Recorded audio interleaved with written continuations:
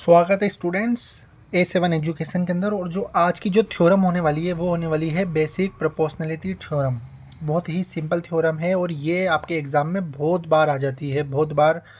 तो इसको देखो बिल्कुल करते हैं अपन।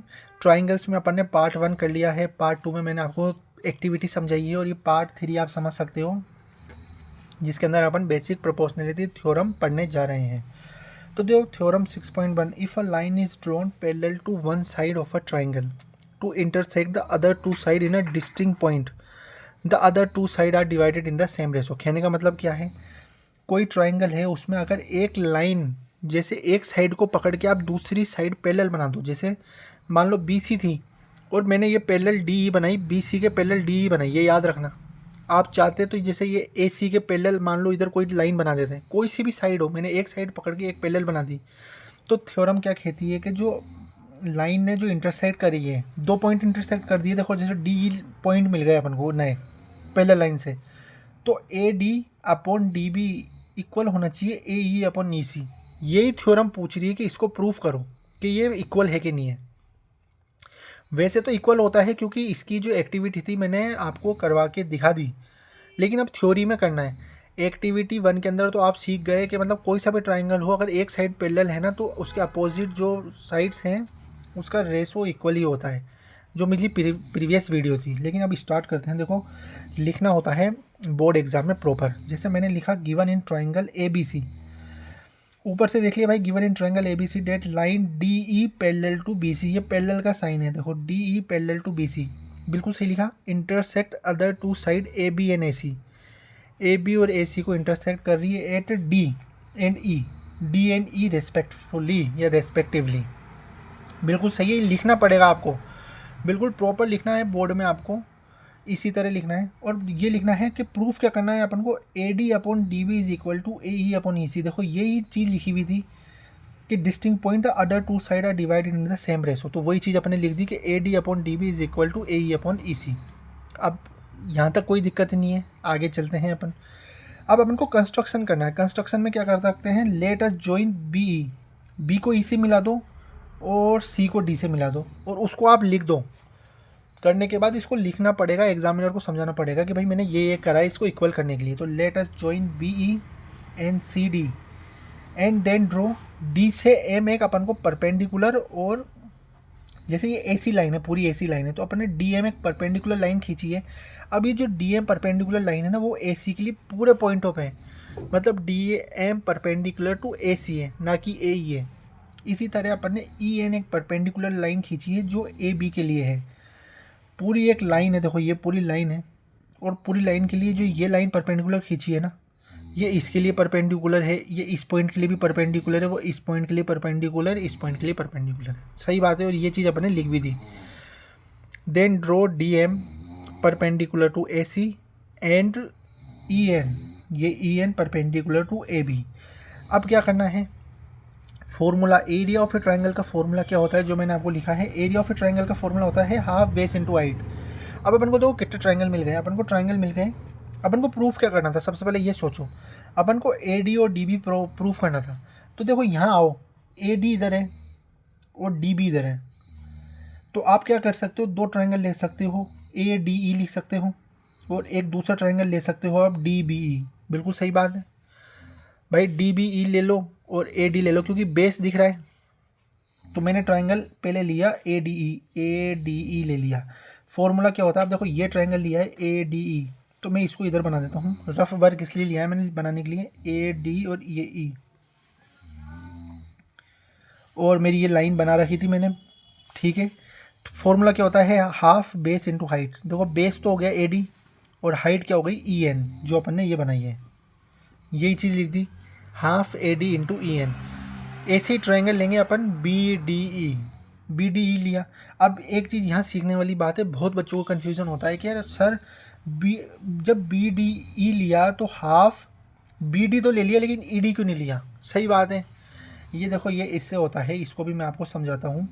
इसमें अपन ने क्या लिया, बी डी तो लिया और ई एन क्यों लिया, बिल्कुल आपको ये चीज़ समझाई जाती है। देखो समझो, जैसे मैं ये आपको एक ट्राइंगल बनाता हूँ, ट्राइंगल की हाइट क्या रहेगी, कोई अगर हाइट पूछे तो हाइट तो यही रहेगी ना, इसकी हाइट, ऊंचा कितना है, हाइट क्या होती है, ऊंचा कितना है, तो हाइट तो यही रहेगी, हाइट ये थोड़ी रहेगी, समझो बात को। यही ट्रायंगल इस तरह है, तो अपन ने जब परपेंडिकुलर लाइन खींची है, तो परपेंडिकुलर लाइन क्या है, सबसे ऊंची लाइन है पूरे इसके लिए, तभी तो मतलब ये वाली लाइन देखो, ये जो बेस है, ये बेस से तो देखी जाएगी हाइट, तो अपन क्या कर रहे हैं, इसी बेस से देख रहे हैं। तो ट्राइंगल बी डी ई के अंदर हाफ बी डी तो बेस है और ये ई एन हाइट है इसकी, इसलिए ई एन लिया है। तो अब अपन क्या करेंगे, डिवाइड कर देंगे। देखो अपने पास क्या हो गया, अपन को A D upon D B चाहिए था, ए डी मिल गया, डी बी मिल गया, तो अपन क्या करेंगे, area of a triangle A D E upon area of a triangle B D E. तो ए डी क्या था, half A D into E N था, और area of a triangle B D में क्या था, half into D B into E N था। Half से हाफ कट गया, ई एन से ई एन कट गया, तो क्या बचा, A D upon D B. ये अपनी फर्स्ट इक्वेशन आ गई, मतलब एक चीज़ अपन को मिल गई। अब इसी तरह क्या करेंगे, नाउ इन ट्राइंगल वापिस से क्या लेंगे, ए डी ई ले लेंगे। पिछली बार अपन ने लिया था बी डी ई लिया था, अब के बार अपन ले लेते हैं डी ई सी ले लेते हैं। देखो डी ई सी, पहले अपन ने ये वाला ट्राइंगल ऐसे लिया था, अब की बार अपन कौन सा ट्रायंगल ले रहे हैं, ये बेस के साथ ये वाला ट्रायंगल ले रहे हैं, बस यही बात है और क्या है। और ले क्यों रहे हैं, अपन को ए ई अपन ई सी चाहिए। अब ए ई किधर है, ए ई इधर है और ई सी इधर है, इसलिए ये वाला ट्रायंगल ले रहे हैं, क्योंकि बेस सेम है अपनी, समझने के ऊपर है, बिल्कुल ईजी वे में समझोगे तो बिल्कुल आएगा। देखो इन triangle A D E and D E C. अब मैं थोड़ा जूम कर देता हूँ कैमरे को, जिससे तुम्हारा डायग्राम पूरा का पूरा आता रहे। देखो मैं एक बार जूम कर दूँ, ये इतना सा जूम कर रहे हैं सिर्फ, ठीक है। अब अपन ने ट्राइंगल लिया, ये ट्राइंगल में ये ए डी ई और डी ई सी ये वाला ट्राइंगल ले लिया। ए डी ई कितना है, हाफ, जो फॉर्मूला होता है बेस क्या है, ए ई। और अब के बाद अपन ने क्या लिया है, अब के बाद अपन ने लिया है डी एम। पहले अपन ने लिया था ई एन, लेकिन अब ये डी एम भी तो पूरा का पूरा परपेंडिकुलर है ए सी के लिए। पहले वो जो ई एन परपेंडिकुलर था ए बी के लिए था, अब अपन डी एम ले रहे हैं पूरा ए सी के लिए, लेकिन इसमें तो देखो हाइट डी एम ही है, तो 1/2 A E into D M ले लिया। अब area of a triangle D E C के अंदर क्या होगा, 1/2 E C into D M, क्योंकि मैंने समझाया था ट्राइंगल आप कैसा भी बना लो, हाइट तो यही रहेगी ना, इस बेस से जो हाइट आएगी वही तो बेस से हाइट रहेगी, समझते हो इस बात को। तो ये ई सी ये बेस आ गई और डी एम इसकी हाइट आ गई। उसको डिवाइड कर देंगे जिस तरह डिवाइड करा था, तो इसको लिख सकते हो ये area of a triangle A D ई, यही है, इसको शॉर्ट में इस तरह लिखा जाता है। और area of a triangle D E C को इस तरह लिखा जाता है, is equal to 1/2 A E into D M, वही इक्वेशन लिखी है, और इसकी equation 1/2 E C into D M लिख दी। हाफ से हाफ कट गया, डी एम से डी एम कट गया, ए ई अपॉन ई सी आ गया अपनी सेकेंड इक्वेशन। अब अपने पास क्या क्या आ गई, अपने पास एक तो आ गई A B upon D B, और एक आ गई ए ई अपॉन ई सी आ गई। प्रूफ तो ये करना था A B upon D B equal to A E upon E C, लेकिन देखो प्रूफ में अपने पास देखो area of a triangle A D से सिमिलर है, और इधर area of a triangle A D, अपन ने दो चीज़ ली थी, इधर एरिया ऑफ ए ट्राइंगल दो बार लिया है। इसमें अपन ने देखो इसमें ये वाली हाइट मानी थी, इसमें ये वाली हाइट मानी थी ट्राइंगल्स का। जो ए डी अपन ने लिया था पहली बार तो हाइट अपन ई एन मांगी थी, और दूसरी बार मानी थी डी एम मानी थी, वो तो ठीक है। लेकिन अब आगे देखो प्रूफ किस तरह होगा, तो प्रूफ के लिए देखो ट्राइंगल आप ये पकड़ो बी डी ई, ये ट्राइंगल बी डी ई पकड़ो और डी ई सी पकड़ो, मतलब वही वाला ट्राइंगल जो मैं बोल रहा था, इधर बी डी ई और डी ई सी पकड़ो, डी ई सी पकड़ लिया। अब इसमें क्या बोल रहा है कि are on the same base and between the same parallels B C and D E. सही बात है, बी सी और डी ई के पैरेलल्स लाइन है। अगर कोई भी ट्रायंगल हो, अगर वो सेम बेस हो, बेस सेम कैसे, देखो ये वाला ट्रायंगल और ये वाला ट्रायंगल का बेस क्या है, ये बेस डी ई मानो बेस सेम है और पैरेलल लाइंस है, तो क्या होता है ऐसे में, क्या होता है कि ये ट्रायंगल इक्वल होता है। ये अपने 9th में पढ़ा होगा, और थैलेमी ने भी यही बताया था जो अपन पिछले जो पेज में प्रूफ कर रहे थे। तो इससे क्या हो गया, area of a triangle B D equal to area of a triangle D C हो गया। अगर ये ट्राइंगल इक्वल हो सकता है तो अपन क्या लिखेंगे, देखो फ्रॉम इक्वेशन वन इक्वेशन क्या थी, A D upon D B, second equation क्या है, ए ई अपॉन ई सी। तो क्या हुआ इससे, अगर मैं इसको और थोड़ा क्लियर मैं बताऊँ आपको, इससे हुआ क्या अपना, इस वाली लाइन से हुआ क्या, देखो इधर देखो, ये मेरा हाथ इधर, ये जो ट्रायंगल ए डी ई है upon triangle B D E है, वो तो कितना आया था, A D upon D B आ गया था, सही है। अब अपन ने क्या बोला, जो डी ई है वो equal to triangle D E C है, सही बात है। अब देखो जो area of a triangle A D E है, इसकी वैल्यू अपन ने एक जगह तो ये लिख दी, एक जगह अपन ए ई लिख सकते हैं, इसकी वैल्यू ये ए ई। अब जो ट्रायंगल बी डी ई था वो ट्रायंगल डी ई सी है, क्योंकि ये लाइन से प्रूफ हो गया, क्योंकि सेम बेस पर है और सेम साइड पैरेलल लाइंस है, तो वो ट्रायंगल इक्वली होगा। आप बना के भी देखेंगे अभी अपन, जो इसने बोला है ना ट्रायंगल बनाएंगे और ये देखेंगे। तो देखो D E C equal to हो गया बी डी ई के, या बी डी इक्वल हो गया डी सी, और डी सी की वैल्यू क्या थी, ई सी थी, तो ये ई सी इसकी वैल्यू लिख दी, इक्वल में चल रहा था A D upon D B. Proof क्या करना था, प्रूफ करना था A D upon D B equal to A E upon E C. क्या प्रूफ हुआ अपना, A E upon E C equal to A D upon D B, ये proof हो गया अपना। तो ये जो अपनी बेसिक प्रोपोर्शनैलिटी थ्योरम थी वो प्रूफ हो चुकी है।